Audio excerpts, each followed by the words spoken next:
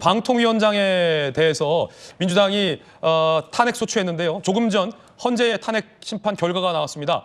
민주당이 탄핵 소추한 이진숙 방통위원장에 대해서 헌재가 탄핵 기각 결정을 내렸다는 뉴스 속보 전해드리겠습니다. 자, 다시 한번 뉴스 속보 전해드립니다.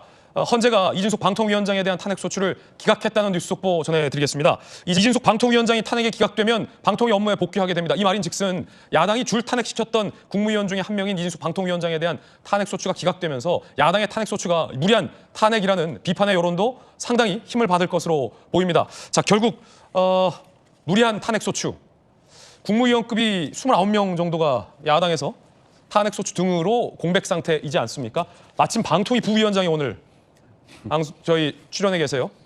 방통위원장을 탄핵했지만 헌재가 기각했다. 자, 안용환 의원님 어떻게 보십니까? 당연한 결과지요. 사실 이진숙 방송통신위원장은 민주당에서 이미 취임을 하기 전부터 탄핵을 한다고 했습니다. 네. 공직자에 대한 탄핵은 그 업무 중에, 직무 중에 법을 어겼을 때 네네. 그걸 사유 삼아서 탄핵을 하는 건데, 이진숙 위원장 같은 경우는 아예 취임도 하기 전에 탄핵하겠다. 이게 말이 됩니까? 그리고 나서 취임하자마자 이틀 만에 탄핵을 했습니다. 정말 무리수에 무리수를 둔 탄핵이었죠. 아마 저는 당연히 기각될 것이라고 생각했었고요. 예. 아까 앵커 말씀하신 것처럼 현재 이진숙 방통위원장은 국무위원이 아닙니다만은 장관급 인사 또 판사, 검사들에 대해서 28명을 탄핵했습니다. 전 다 기각될 겁니다. 그런데 기각되는 그 과정에 몇 개월이 걸립니다. 헌재도 이런 심판 빨리 했어야 되는 거예요, 사실은. 그런데 그 몇 개월 동안 업무가 중단이 됩니다. 방통위 업무 제대로 진행이 안 되는 거예요. 사실 취임하고 제대로 업무를 못하고 업무 정지만 길었다, 이 말씀이시군요. 그렇죠. 조직 자체가 문제가 생깁니다. 조직 자체가. 방송통신위원회가 굉장히 시달렸습니다.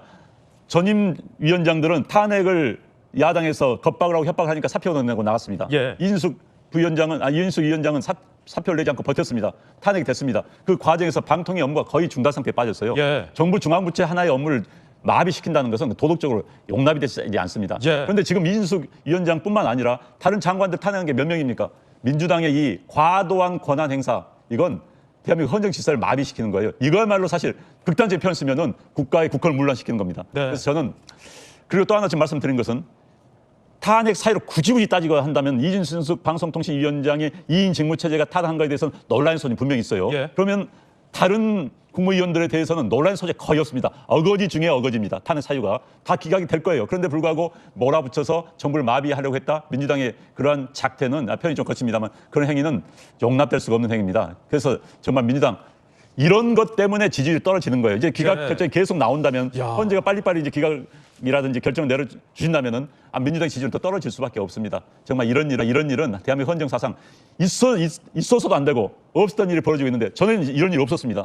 과거에 있는 장관에 대한 탄핵 대신 해임 결의안을 국회에서 다수당이 이야기했었습니다. 그냥 대통령에게 해임하십시오. 국민 여론이 안 좋습니다. 이 수준이었는데 이제는 탄핵을 마구 날려버린 겁니다. 네. 그런데 칼도 저렇게 쓰면요, 본인이 다칩니다. 민주당이 지금 그 꼴을 당하고 있는 겁니다. 예, 사실 대통령의 계엄 사유 중에 최우선 사유가 야당의 줄 탄핵이 정말 대한민국의 위기 상황으로 대통령은 판단했다라고 지금 주장을 하고 있는 그런 상황이거든요. 물론 그렇다고 야당의 줄 탄핵이 과연 이 굉장히 이례적인 줄 탄핵인데, 그중에 방통위원장에 대해서도 역시나 무리한 야당의 탄핵이었다라는 것이 확인이 되는 장면 같습니다. 그동안 방통위원장은 업무를 볼 수 없었고요. 방통위 업무 공백 또한 야당이 정치적인 책임을 져야 한다는 비판의 목소리도 제기될 것 같습니다.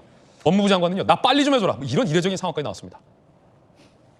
제가 탄핵 소추 의결이 된 게 벌써 한 달하고 일주일이 넘었습니다. 그렇지만 저는 아직 기일도 한번 잡히지 않았습니다. 계속해서 신속하게 기일을 잡아달라고 요청하고 있습니다. 대통령에 대한 부분은 이틀에 한 번씩 진행을 하면서 왜 국무위원이 저에 대해서는 안 해주는지 도저히 이해할 수가 없습니다. 이거야말로 국민의 평등권을 침해하는 것이 아닌가 하는 생각을 합니다. 또 야당이 탄핵시켰잖아요. 네. 그러고 보면 한덕수 권한대행에 대한 헌재 탄핵 결과는 도대체 언제 나오는 건지, 국민들 입장에서는 지금 대한민국 정부가 지금 텅 비었다, 이런 지적도 언론에서는 하는데, 자, 김관섭 탄핵이요, 다른 보충수단이 없을 때 마지막으로서 이렇게 탄핵인데, 지금 민주당이 이 29번째 탄핵했다는 거 아니에요? 대한민국 역사에, 그것도 지금 윤 정부 들어서 이제 2년밖에 안 되는데 어떻게 29번을 탄핵할 수 있겠습니까? 결과적으로 이진숙 방통위원장에 대한 기각 자체는요, 이건 시발점에 불과해요. 앞으로 지금 줄 탄핵했잖아요. 줄 기각이 나올 겁니다. 줄 기각. 아마 제가 볼 때는 탄핵이 인용되는 경우는 거의 없을 거라고 봐요. 예. 그러면 참 이게 아이러니한 측면이 있죠. 대통령 탄핵 소추됐잖아요. 근데 이전에 탄핵 소추됐던 국무위원들 이런 사람들이 계속 기각이 나올 거예요. 대통령 탄핵이 결정이 되기 전에 줄기각이 나올 겁니다. 이건 그냥 민주당이 엄청난 거죠. 그러니까 이제까지 뭔가 탄핵을 남용하고 어떻게 보면 이상한 행동을 했던 것들이 이상하게 대통령 탄핵을 기점으로 그다음에 뭐 조기 대선을 실시한다고 한다면 그 기점으로 나오는 거예요. 그래서 이거 자체는 일단 이재명 대표 대선 가도에 있어서 엄청나게 중요한 장애로 저는 작용을 할 것이다 이렇게 봐요. 김건선 변호사님, 이 줄탄핵이 가능했던 이유는 아마 헌정사상 처음이지 않을까 싶은데 야당이 거대 의석을 점유하고 있기 때문에 탄핵을 얼마든지 시킬 수 있는 의석수에 힘을 과시한 것이 그 원인인데 대통령에 대해서도 이 제동을 걸 수 있듯 줄탄핵으로 이른바 부적절한 탄핵을 남발하는 거대 야당에 대한 이른바 제동은 대한민국에서 걸 수 있는 수단이 없는 거잖아요. 그렇죠. 그 아마 대선에서 그 부분이 굉장히 중요하고 심판을 받을 거라 보는데 굉장히 아이러니컬 측면이 있어요. 민주당에서 지금 이준수 방통위원장에서 기각 나왔잖아요. 근데 저 기각 결정이 안 나오도록 헌법재판관을 임명을 안 했거든요. 추천을 안 했거든요. 지금까지. 그렇죠. 그러다가 대통령이 탄핵 소추되니까 이거 빨리 대통령 탄핵시켜야 한다 해서 헌법재판관 3명 하자고 그래서 계속 임명하라고 최성만 권한대행한테 압박과 겁박을 했잖아요. 그걸 2명 임명했잖아요. 그러니까 줄탄핵했던 것들이 이제서 이제 기각의 결정이 나오는 거예요. 지금 헌법재판소 진행을 하고 있는데 검사들 탄핵에 대해서 뭐라고 얘기하냐면 탄핵 사유가 불분명하다. 예. 이거 보충 안 하면 아예 각하시키겠다고 그래요. 각하란 건 뭐예요?